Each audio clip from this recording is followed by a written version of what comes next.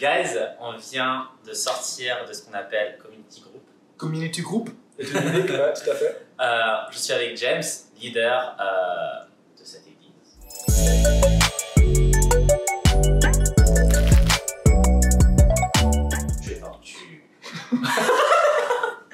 Tu leads en tout cas un community group, en tout cas, ouais. De pouvoir te rencontrer.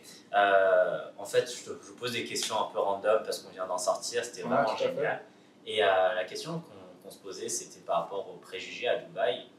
Qu'est-ce que tu as envie de dire en fait aux gens qui sont en train de nous regarder par rapport à Dubaï? Quels sont les préjugés, quels sont les inconvénients, les avantages qu'il y a en tant que chrétien? Ouais, c'est une bonne question. En fait, ça fait partie de mon job plein temps. Je suis traîneur pour une compagnie immobilière ici et on ramène beaucoup de gens de l'Europe, spécifiquement d'Angleterre, pour venir directement de là-bas et ici en tant que nouveaux employés avec nous. Donc beaucoup de mon job, c'est en fait de les aider à comprendre quand tu viens à Dubaï, à quoi il faut s'attendre, est-ce que c'est normal, est-ce que c'est super strict, comment je peux m'habiller, est-ce que j'ai le droit de manger ce que je veux, est-ce qu'il y a du porc, est-ce que je peux boire une bière, toutes ces questions dont les gens posent des questions.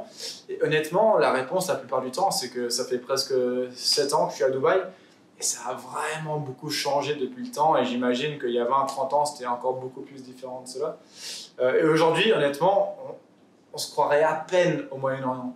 C'est super européanisé, si on veut dire ça comme ça, ou américanisé, vu que je suis moitié américain. Ouais, on dit occidentalisé. Voilà, merci, pour être plus politically correct. Et ouais, honnêtement, c'est super ouvert, que ce soit la foi, que ce soit autre. Voilà, on a des grosses églises, je crois que vous avez aussi des vidéos de l'église dimanche. Voilà, on a presque 1000 personnes qui viennent tous les dimanches matins. Ouais, et c'est pas la seule église, je crois qu'il y a 35-40 églises à Dubaï. Il y a aussi d'autres religions, c'est pas seulement chrétiens musulmans, il y a des mosquées un peu partout, mais il y a des bouddhistes, il y a de tout ici, c'est vraiment super ouvert. Il y a des synagogues partout, je crois. Ouais, c'est ça. Et le gouvernement, en fait, ils encouragent que ce soit un pays... une ville cosmopolite, en fait. Ouais, c'est presque c'est genre une bulle protégée au milieu de pays très très musulmans, des États musulmans.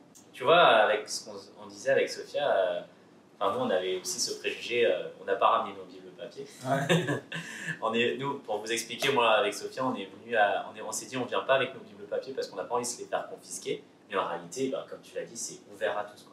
Et est-ce que tu as un mot à leur dire, un dernier mot à leur dire Écoutez, ouais, 2 mots je dirais, ce qui me vient à la tête, c'est si vous vous sentez des fois seul, vous n'êtes pas seul, c'est pareil partout. C'est pas juste en France, c'est pas juste au Canada, c'est pas juste en Afrique. C'est partout pareil. Des fois, d'être chrétien, on se sent seul. Mais Jésus nous a dit que c'est normal. Et que des fois, d'être seul et d'être persécuté, en sorte, c'est génial. Parce qu'on fait un peu partie plus de Jésus. Lui aussi, il a été persécuté. Donc c'est une bonne chose si tu te sens seul et des fois un petit peu rejeté à cause de ta foi. C'est une super bonne chose. Ça veut dire que tu es en train de faire quelque chose de bien. Et 2, si vous avez l'opportunité de voyager, que ce soit à Dubaï ou autre part, je pense que c'est une géniale opportunité, ou que ce soit juste le pays à côté, parce que c'est moins cher de prendre un train, ou que ce soit de prendre un avion jusqu'à ici, sur un A380 avec Emirates, ou que ce soit d'aller autre part, juste pour réaliser qu'en fait, il y a plus que juste la France, il y a plus que juste le Canada, il y a plus que juste la Côte d'Ivoire ou quoi que ce soit. Qu'en fait le monde est assez grand, et il y a des chrétiens partout, il y a même des francophones partout, et que même l'anglais c'est assez facile à apprendre, et vraiment il y a des opportunités partout, que ce soit professionnel ou en tant qu'étudiant ou en tant qu'église, en tant que mission. Donc ouais, essayez d'ouvrir un peu votre tête, qu'il y a des opportunités partout pour vous à apprendre si vous les voulez. C'est clair.